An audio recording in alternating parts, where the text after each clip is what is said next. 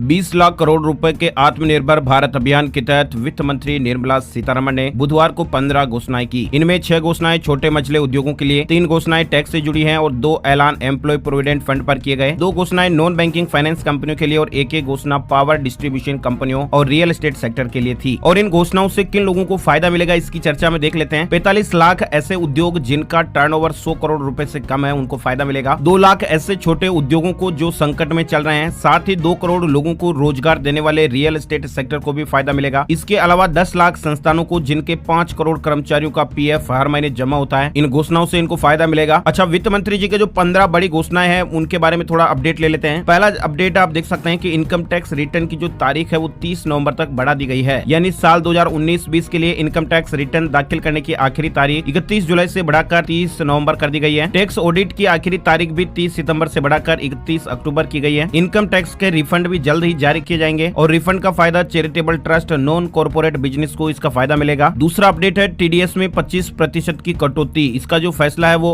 कल से लागू होगा, यानी 14 मई से ये लागू हो जाएगा। क्या फायदा मिलेगा इसमें, तो आप देख सकते हैं कि बिना सैलरी वाले पेमेंट के लिए टैक्स डिडक्शन एट सोर्स और टैक्स कलेक्शन एट सोर्स में 25% की कटौती की जाएगी और इसमें टैक्स पेयर्स पर 50,000 करोड़ रुपए का भार कम पड़ेगा। यानी जब आप किसी कॉन्ट्रैक्ट के लिए पेमेंट, प्रोफेशनल फीस, इंटरेस्ट, किराया, डिविडेंड, कमीशन और ब्रोकरेज देते हैं तो इस पर कम टीडीएस देना होगा। टीडीएस के नए रेट कल यानी गुरुवार 14 मई से ही लागू हो जाएंगे और ये फैसला 31 मार्च 2021 तक लागू रहेगा। तीसरा सबसे बड़ा फायदा, रियल एस्टेट डेवलपर्स को बड़ी राहत दी गई है। उन रियल एस्टेट डेवलपर्स को जिनके प्रोजेक्ट 25 मार्च या उसके बाद पूरे होने थे, ऐसे प्रोजेक्ट के रजिस्ट्रेशन और कंप्लीशन की जो टाइमलाइन है वो अपने आप ही 6 महीने के लिए बढ़ जाएगी। किसी को भी इसके लिए अलग से एप्लीकेशन देने की जरूरत नहीं होगी। अगर रेगुलेटरी अथॉरिटी को जरूरी लगता है तो वे कंप्लीशन की टाइमलाइन को 3 और महीने के लिए बढ़ा सकते हैं। टाइमलाइन बढ़ने के बाद अपने आप ही रियल एस्टेट प्रोजेक्ट को नया प्रोजेक्ट कंप्लीशन सर्टिफिकेट मिल जाएगा। इसके लिए केंद्र राज्यों को एडवाइजरी जारी करेगा। चौथा अपडेट आप देख सकते हैं, छोटे उद्योगों को 3 लाख करोड़ रुपए का ऑटोमेटिक लोन। जी हाँ, 45 लाख मझले बेहद छोटे कुटीर और गृह उद्योग जिन्हें 25 करोड़ रुपए का बकाया चुकाना है और जिनका 100 करोड़ रुपए का टर्नओवर है, ऐसे छोटे उद्योगों को कर्ज मिलेगा। कैसे मिलेगा ये, तो ये कोलेटरल फ्री ऑटोमेटिक लोन होगा, यानी इसके बदले में आपको गारंटी नहीं देनी होगी, गारंटी फीस भी नहीं लगेगी। कर्ज 4 साल के लिए होगा। प्रिंसिपल अमाउंट यानी कर्ज की मूल रकम चुकाने के लिए 12 महीने की राहत मिलेगी और इस स्कीम का जो फायदा है वो 31 अक्टूबर 2020 तक उठाया जा सकता है। पांचवा अपडेट है, संकट में चल रहे छोटे उद्योगों के लिए 20,000 करोड़ रुपए। जी हाँ दोस्तों, 2 लाख मझले बेहद छोटे और छोटे कुटीर और गृह उद्योगों को फायदा मिलेगा। उद्योगों के प्रमोटरों को बैंक से कर्ज मिलेगा। इसके दायरे में ऐसे उद्योग आएंगे जो नॉन परफॉर्मिंग एसेट्स हो चुके हैं या संकट में चल रहे हैं। कैसे मिलेगा, सरकार credit guarantee fund trust for micro and small enterprises को पैसा देगी और ये ट्रस्ट बैंकों को पैसा देगा,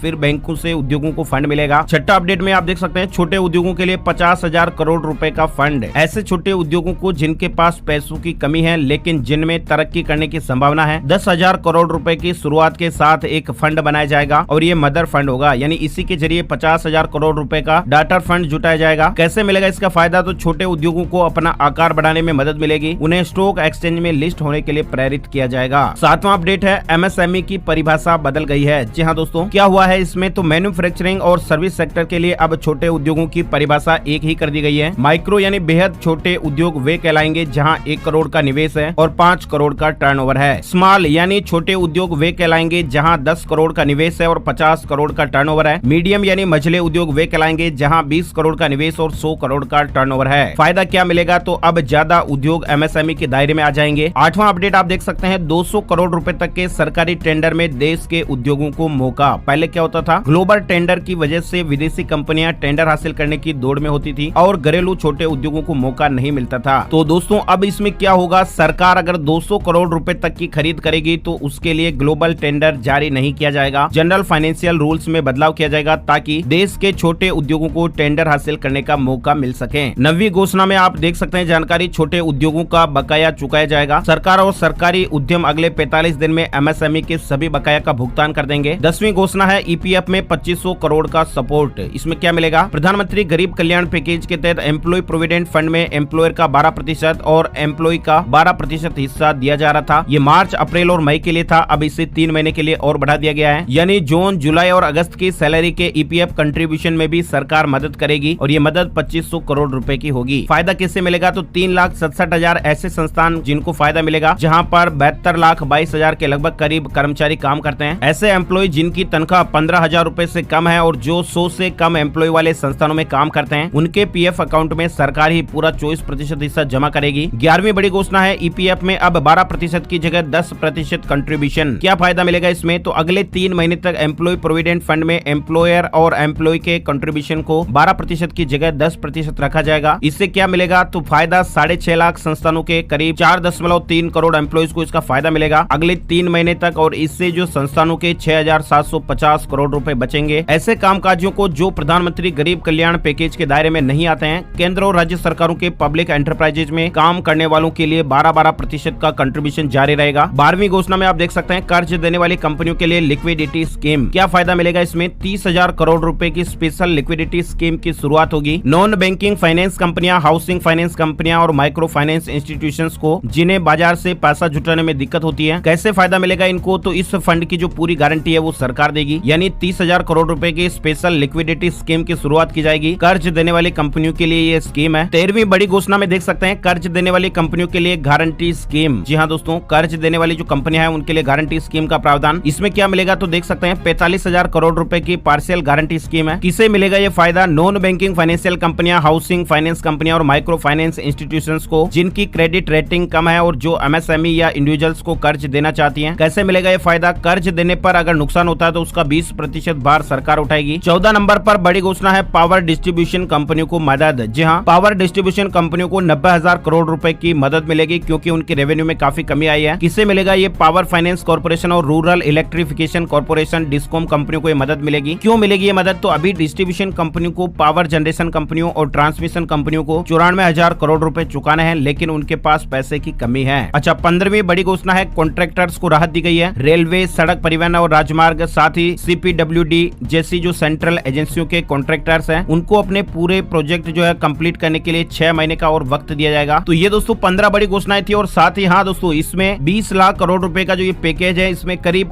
13 लाख करोड़ रुपए का जो पैकेज है वो जारी हो चुका है। खबर है कि अब केवल 7 लाख करोड़ रुपए के करीब जो पैकेज है उसका ऐलान होना बाकी है। तो कल वाले वीडियो में हम आपको जो बाकी के ऐलान है वो भी बताएंगे। इस वीडियो में फिलहाल बस इतनी जानकारी। देखते रहिए हर तरह की काम की खबर।